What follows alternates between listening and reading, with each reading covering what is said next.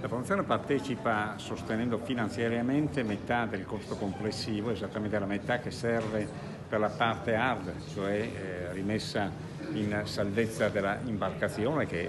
naturalmente pesa il numero degli anni e quindi è malmessa, e poi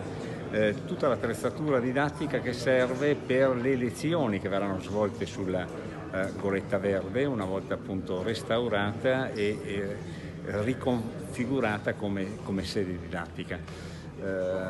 Oltre a questo sostegno finanziario, la Fondazione partecipa, come dire, toto corde a questa iniziativa che è esemplare, si situa per noi su un percorso già tracciato che vede la valorizzazione delle potenzialità ambientalistiche del Delta del Po e dell'intero Polesine, quindi per noi è un passo avanti significativo. Siamo molto contenti non solo del progetto nei suoi contenuti educativi e di stimolo al turismo colto, ma anche perché la governance in un certo senso, cioè questa